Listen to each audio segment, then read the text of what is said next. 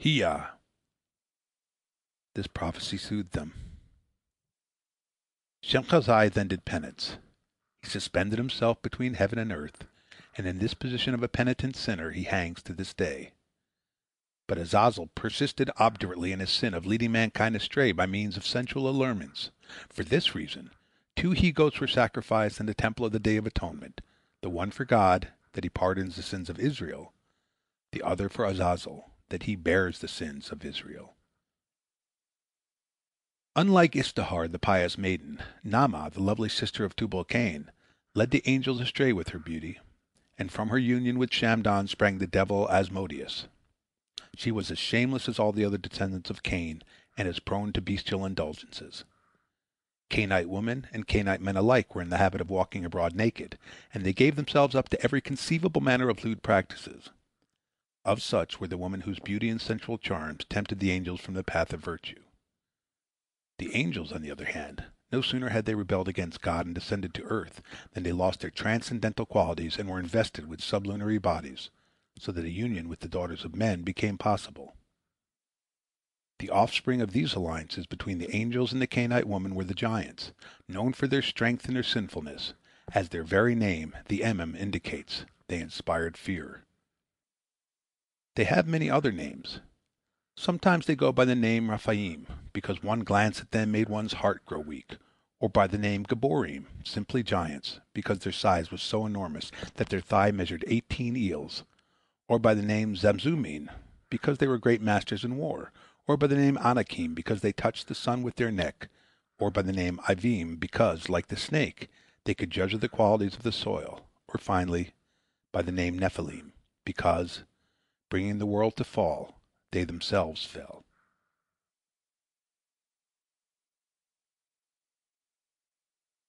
The Legend of the Jews, Volume 1, by Rabbi Louis Ginsburg. The Generation of the Deluge. While the descendants of Cain resembled their father in his sinfulness and depravity, the descendants of Seth led a pious, well-regulated life, and the difference between them, the conduct of two stocks, was reflected in their habitations. The family of Seth was settled upon the mountains in the vicinity of Paradise, while the family of Cain resided in the field of Damascus, the spot whereupon Abel was slain by Cain. Unfortunately, at the time of Methuselah, following the death of Adam, the family of Seth became corrupted after the manner of the Cainites. The two strains united with each other to execute all kinds of iniquitous deeds. The result of the marriages between them were the Nephilim, whose sin brought the deluge upon the world. In their arrogance, they claimed the same pedigree as the posterity of Seth, and they compared themselves with princes and men of noble descent. The wantonness of this generation was in a measure due to the ideal conditions under which mankind lived before the flood. They knew neither toil nor care, and as a consequence of their extraordinary prosperity, they grew insolent. In their arrogance, they rose up against God. A single sowing bore a harvest sufficient for the needs of 40 years, and by means of magic arts they could compel the very sun and moon to stand ready to do their service. The raising of children gave them no trouble. They were born after a few days' pregnancy, and immediately after birth they could walk and talk. They themselves aided the mother in severing the navel string. Not even demons could do them harm.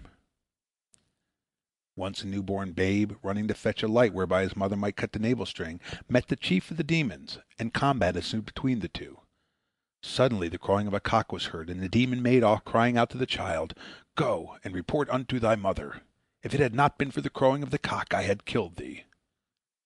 Whereupon the child retorted, "Go and report unto thy mother. If it had not been for my uncut navel string, I had killed thee." It was their carefree life that gave them the space and leisure for their infamies. For a time God, in his long-suffering kindness, passed by the iniquities of men, but his forbearance ceased when once they began to lead unchaste lives, for God is patient with all sins, save only an immoral life. The other sin that hastened the end of the iniquitous generation was their rapacity.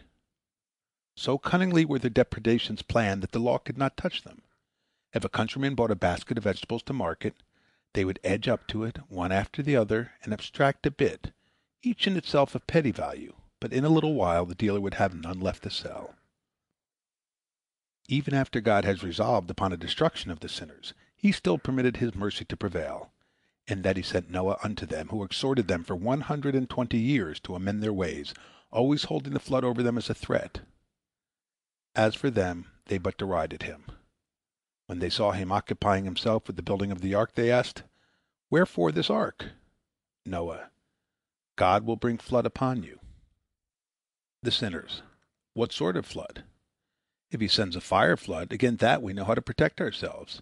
If it is a flood of water, then, if the waters bubble up from the earth, we will cover them with iron rods, and if they descend from above, we know a remedy against that too."